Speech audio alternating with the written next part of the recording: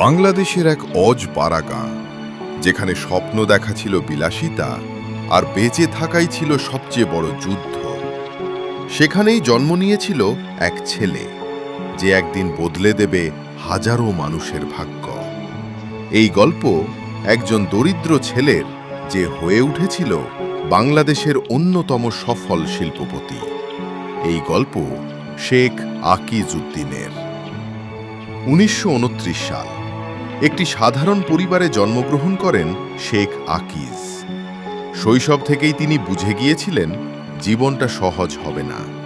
অভাব, অনটন এগুলোই ছিল তার প্রতিদিনের বাস্তবতা। স্কুলে যাওয়ার স্বপ্ন থাকলেও পরিবারের দারিদ্র্যের কারণে তিনি বেশি দূর পড়াশোনা করতে পারেননি। কিন্তু একটা জিনিস তিনি হারাননি, নিজের ভেতরের জেদ। খুব অল্প বয়সেই তার কাঁধে উঠে আসে পরিবারের দায়িত্ব। অনেক সময় না খেয়েই দিন কাটাতে হয়েছে। তিনি কাজ খুঁজতে বের হতেন, যেখানে কাজ পেতেন সেখানেই করতেন। কখনো দিনমজুরি, কখনো ছোটখাটো ব্যবসা। জীবন তাকে বারবার থামাতে চেয়েছে, কিন্তু তিনি থামেননি। কারণ তার মাথায় একটা কথাই ঘুরত, আমাকে কিছু একটা করতেই হবে। একসময় তিনি বুঝতে পারলেন চাকরি করে বড় হওয়া কঠিন। তাই তিনি ছোট একটা ব্যবসা শুরু করার সিদ্ধান্ত নিলেন। খুব অল্প পুঁজি, কিন্তু অনেক সাহস নিয়ে তিনি শুরু করলেন বিড়ির ব্যবসা। শুরুটা ছিল খুবই ছোট, কিন্তু তিনি নিজের পণ্যের মানের সাথে কখনো আপোস করেননি। ধীরে ধীরে মানুষ তার পণ্যের উপর ভরসা করতে শুরু করল, এবং সেখান থেকেই শুরু হলো তার জীবনের সবচেয়ে বড় পরিবর্তন।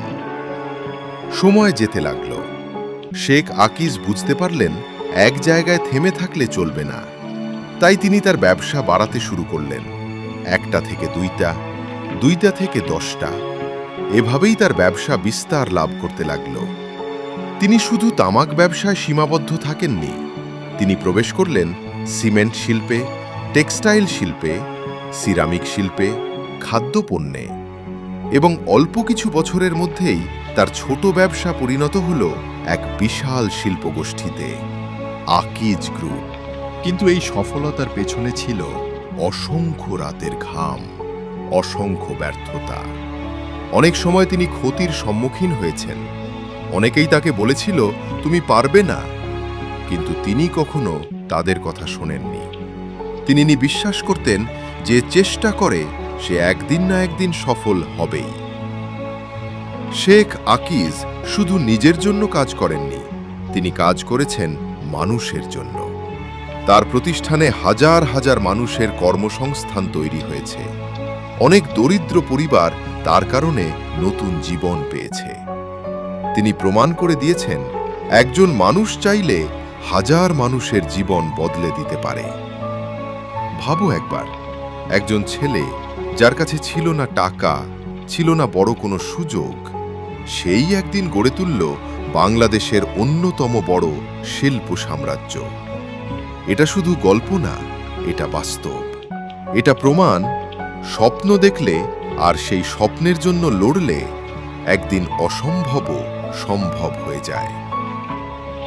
2006 সালে শেখ আকিজ উদ্দিন এই পৃথিবী ছেড়ে চলে যান, কিন্তু তার রেখে যাওয়া প্রতিষ্ঠান আজও চলছে। আজও হাজার হাজার মানুষকে কাজ দিচ্ছে।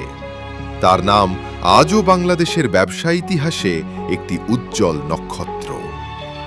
দারিদ্র্য কখনো বাধা না, বাধা হলো হাল ছেড়ে দেওয়া। আর যে হাল ছাড়ে না, সেই একদিন ইতিহাস লিখে যায়।